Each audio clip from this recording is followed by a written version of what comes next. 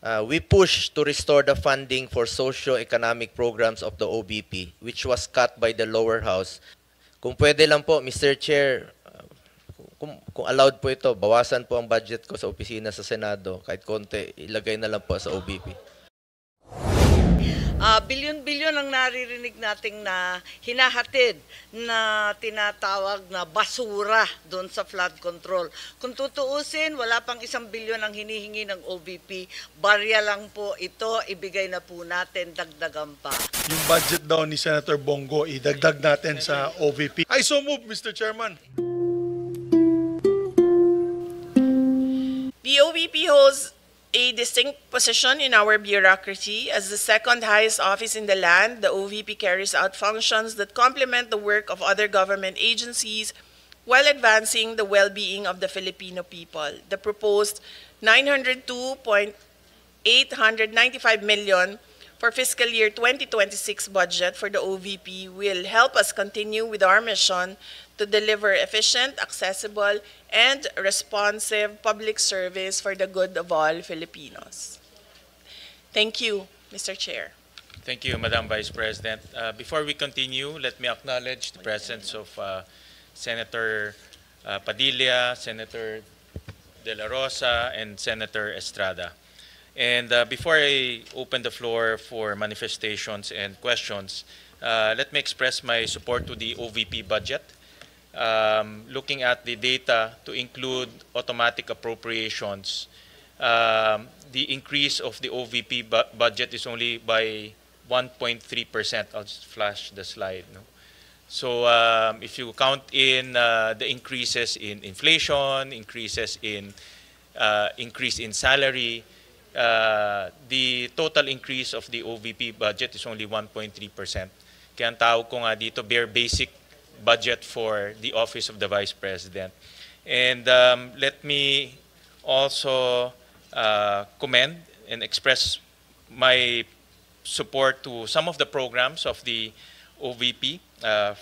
One of the programs na alam ko mahalaga sa mga kababayan natin, yung Pagbabago Campaign Project, in which nagbibigay ang OVP ng mga school supplies. No? Simpleng bagay ito, pero sa mga constituents natin, ang school supplies, napakalaking bagay na rin. So to date, meron nang nagbigay na 403,000 na mga school supplies. Another project that I also support is the Pansarap project, or the feeding program for severely wasted students. Alam natin, almost 20% of our students are malnourished. So to date, there are about 16,000 students that were fed by the Pansarap project. Another project that I find notable is the Kalusugan food truck, in which the OVP is also helping evacuees, yung mga tinamaan ng mga kababayan natin ng salanta, nasalantang mga kababayan natin. To date, they have already given 6,500 evacuees with feeding program and support. And another program that I find notable, yung RICE program, the Relief for Individuals in Crisis and Emergencies, nagbibigay ng bigas sa mga mahirap nating kababayan. Marami sa ating it's simpleng programa, pero napakahalaga dahil marami sa ating mga kababayan, lalo na yung mga nasa malalayong lugar, pumapasok ng eskwelahan ng gutom at hindi sila natututo. To date, 197,000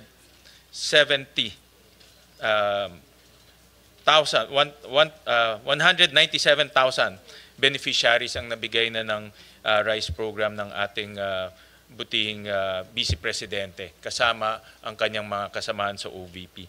Alam ko marami pang mga programa, pero ito yung mga programa na para sa akin ay may kaugnayan sa edukasyon, at ang edukasyon ay isa sa mga mahalaga na advokasya natin. At ang ating Vice President bilang dating kalihim ng Department of Education, alam niya yung mga pangangailangan ng ating mga mag-aaral at mga estudyante. So I support all of these programs. So with that, we'll open the floor for manifestations. We'll start off with Senator Erwin Tulfo, who was here ahead of time. Thank you, Mr. Chair. My question now is, I noticed that from 942 million, binawasan po ito in-slash ng 902.8 million na lamang, nawala po yung 39.143 million. Ang tanong ko po ngayon, Mr. Chair, ano po mga proyekto o programa na maapektuhan po nito, ito pong slash po ng 39.143 million, Mr. Chair?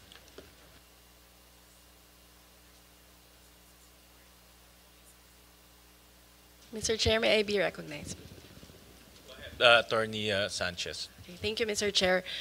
Your Honor, the amount that was not considered by the DBM only pertains to ICT equipment. So out of our original request, only a portion of that was included in the NEP. So we will just reprioritize the ICT equipment that we will procure and will work within the budget that was provided in the NEP. So, Mr. Chair, nabawasan po ito para sa ICT po ninyo. So, saan ho na manggagaling ngayon yung kailangan ninyong purchase for this purpose, Mr. Chair? As mentioned, Mr. Chair, we will just review our requirements and prioritize based on the urgency of the ICT equipment that we need to procure.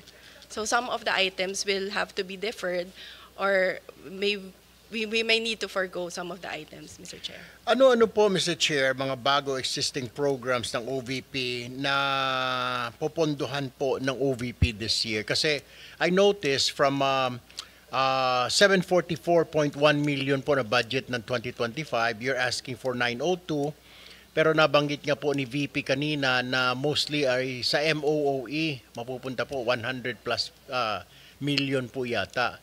Now, kaya ang tanong ko po ngayon, ano-ano po mga programs, existing programs, o mga bago na popondohan po ng OVP? Yes, Mr. Chair. Basically, it would be the same programs that we are implementing this year in 2025.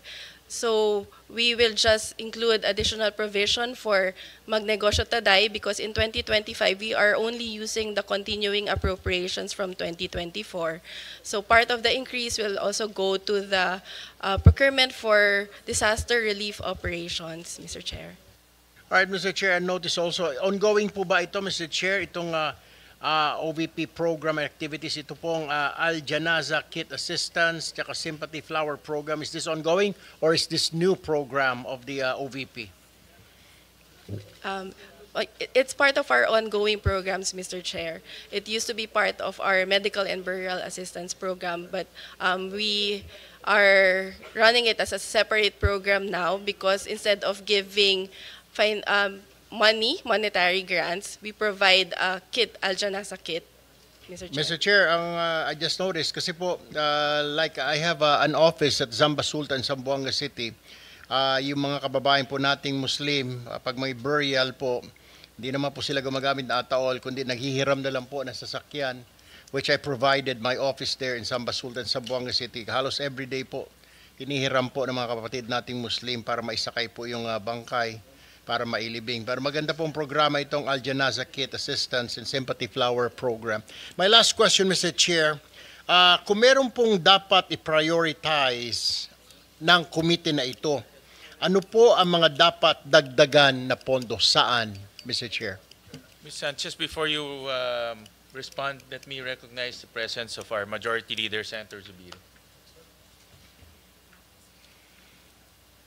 Yes, Mr. Chair, that would be the disaster relief operations, since that is the second highest requested but assistance from the Office of the Vice President after the medical and burial assistance.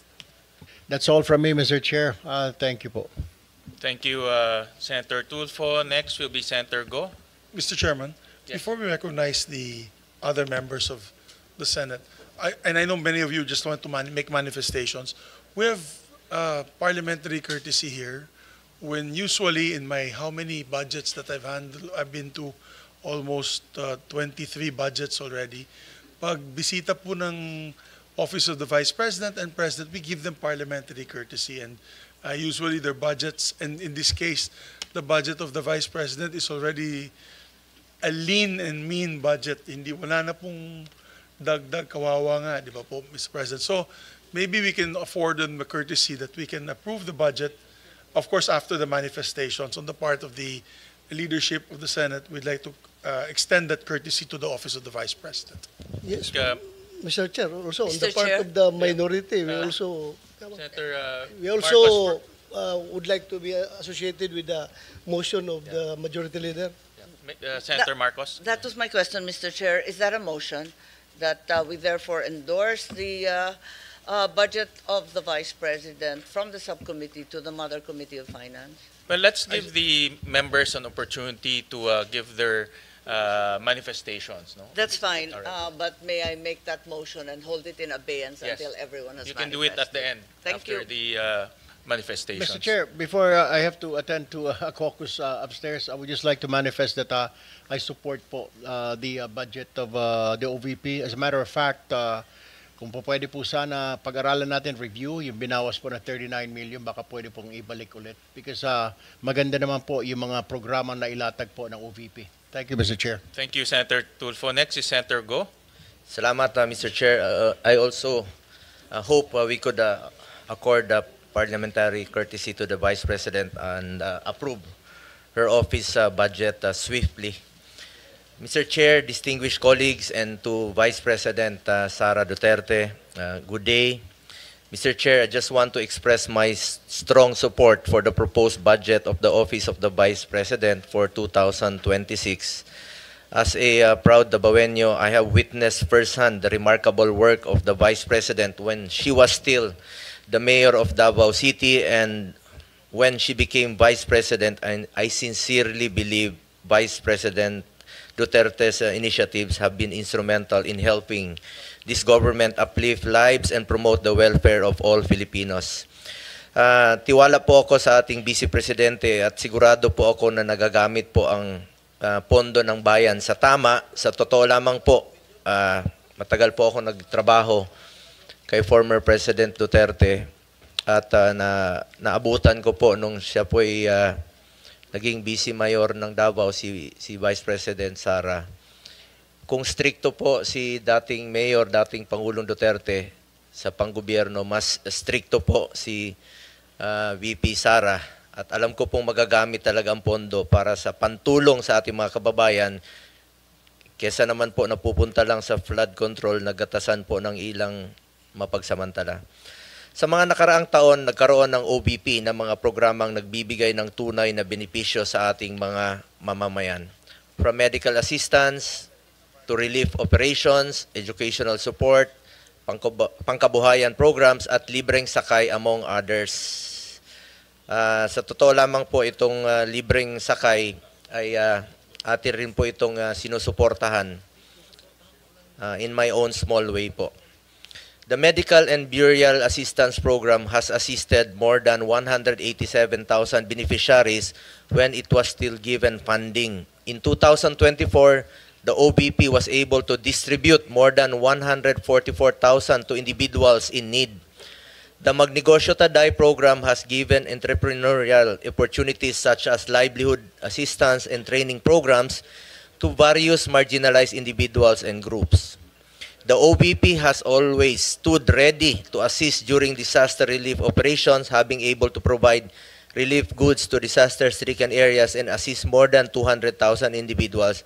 Nakikita ko rin po ito dahil ako mismo, umiikot rin po ako sa mga tinatamaan po ng bagyo. The OBP also has the Libreng Sakay program, which has served over 1 million passengers in Metro Manila, Bacolod, Cebu, and Davao. Ito po yung nabanggit ko kanina na atin pong sinusuportahan.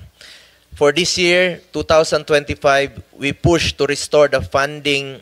For the record lang po, Madam Vice President, meron lang po akong ibabanggitin sa inyo. For this year, ibig sabihin ito po yung last year na budget deliberation. Gusto ko lang po ipakita sa screen yung 2025 NEP ninyo na proposed budget. Sandali lang po, ma'am. Gusto ko lang i-share po sa inyo. 2025,